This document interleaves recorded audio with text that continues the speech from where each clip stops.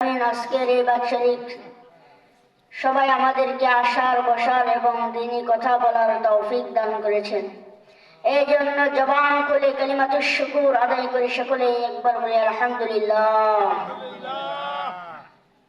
যে মহান আল্লাহ রব্বুল আলামিন আমাদেরকে সৃষ্টি করেছেন, সে মহান আল্লাহ রব্বুল আলামিনের শুকরিয়া আদায় করতে কষ্ট লাগে। যে রব্বুল আলামিন আমাদেরকে সৃষ্টি করেছেন, সেই রব্বুল আলামিনের কথা বলতে কষ্ট কিসের? যে রব্বুল আলামিন আমাদেরকে জীবন দিয়েছেন, কথা বলার শক্তি দিয়েছেন, হাঁটা চলার শক্তি দিয়েছেন, সেই রব্বুল আলামিনের কথা বলতে, সেই রব্বুল আলামিনের জিকির করতে যাদের কষ্ট লাগে, এদের ঈমান পুরোপুরি এখনো তাজা হয় নাই। কারণ আমার আল্লাহ বানাইছে, আমার আল্লাহর মুখ দিয়ে আমি আমার আল্লাহর ইবাদত করবো, এখানে কষ্ট লাগার তো কিছুই নাই। আমি যে আয়াত তেলাওয়াত করেছি, যে সূরা তেলাওয়াত করেছি, এই সূরার মধ্যে আল্লাহ তাআলা বলেছেন ওয়াল আসর, সময়ের কসম। কোন কোন ব্যাখ্যায় আছে কালের কসম, জগতের কসম। প্রথম আয়াতে বলেছেন সময়ের কসম। কোন সময়ের কসম? কোন কোন আলেম তাফসীরে বলেছেন আসরের সময়ের কথা। কেন এই আসরের সময়টা এত দামি, এত দামি? কোন ব্যক্তি যদি শুক্রবার দিন আসরের নামাজের পর একটা দুরূদ আছে, যে দুরূদটি হলো আল্লাহুম্মা সাল্লি আলা সাইয়্যিদিনা মুহাম্মাদিন নবিয়্যিল উম্মি। যে ব্যক্তি শুক্রবার দিন আসরের নামাজের পর এই দুরূদটিকে 80 বার তেলাওয়াত করবেন, আমি আল্লাহ তাআলা তার জীবনের সমস্ত গুনাহগাতাগুলো মাফ করে দেই। আমার আল্লাহ তাআলা বলেন এই দুরূদটি যে শুক্রবার দিন আসরের নামাজের পর 80 বার পড়বেন, আমি আল্লাহ তাআলা তার জিন্দেগীর সমস্ত গুনাহগাতাগুলো মাফ করে দিব।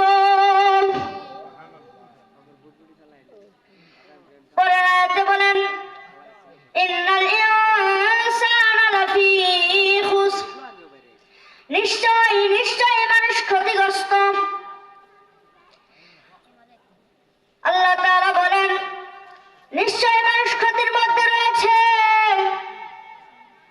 কেমন ক্ষতির মধ্যে রয়েছে? আমরা তো সময়ের মূল্য দিতেই জানি না, আমরা তো সময়ের মূল্য করতেই জানি না। এই সময়টুকু আমরা কিভাবে ব্যয় করি? আমরা সময়টাকে ব্যয় করি সকাল থেকে দুপুর যদি কাজের মধ্যে ব্যয় করি, সকাল থেকে দুপুর পর্যন্ত কাজের ভিতরে ব্যয় করি। যদি বলা হয় এই সময়টুকু তুমি জোহরের নামাজ কেন পড়লে না? বলে সারাদিন কাজ করার পর দুপুরের সময় শরীরের ভিতরে ক্লান্তি চলে আসে। বলে কি সারাদিন কাজ করার পর শরীরের ভিতরে ক্লান্তি চলে আসে, শরীরের ভিতরে অনেক কষ্ট হয়। এই কারণে খাওয়ার পর শরীরটার ভিতরে কষ্ট আইসা পড়ে, এই কারণে দুপুরের নামাজ পড়তে পারি না। আমরা এই সময়টাকে এভাবেই ব্যয় করে দিই। যখন বলা হয় তাহলে জোহর থেকে আসরের নামাজ পর্যন্ত কি করলাম? বলে সারাদিন কাজ করার পর অল্প একটু সময় পাইছে, এই সময়টুকু ঘুমের ভিতরে কাটাইলাম। আসরের নামাজ এখানেই চলে গেল, আসরের নামাজ আমরা এখানে পড়তে পারলাম না। বল যদি বলা হয় আসর থেকে মাগরিব পর্যন্ত কিভাবে ব্যয় করলাম? সারাদিন কাজের ভিতরে শেষ কইরা আসরের নামাজের পর থেকে মাগরিব থেকে আসা পর্যন্ত যে দোকানের ভিতরে আমরা বসে থাকি, আমাদের সময় কিভাবে নষ্ট হয় দেখেন। আসরের পর থেকে মাগরিব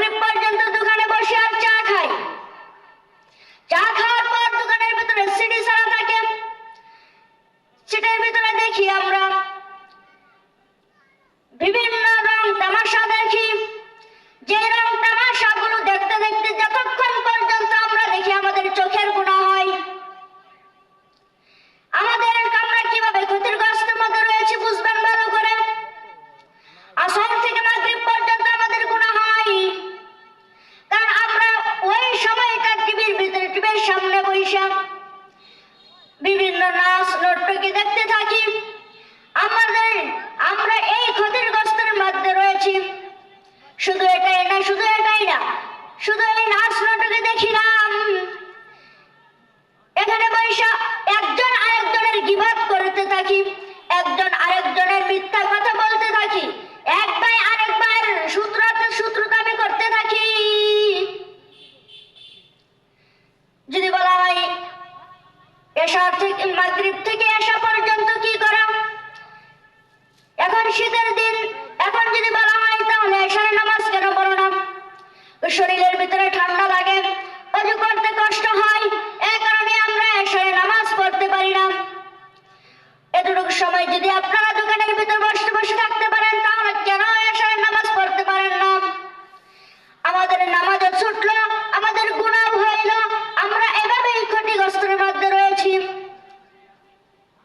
এরপরে আয়াতে আল্লাহ তাআলা বলেন ইল্লাল্লাযীনা আমানু ওয়া আমিলুস সালিহাত,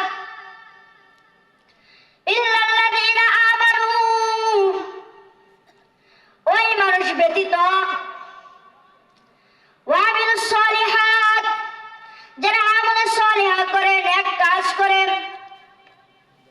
নেক কাজ কারা করে? যারা 5 ওয়াক্ত নামাজ পড়ে, আল্লাহ তাআলার ইবাদত করে,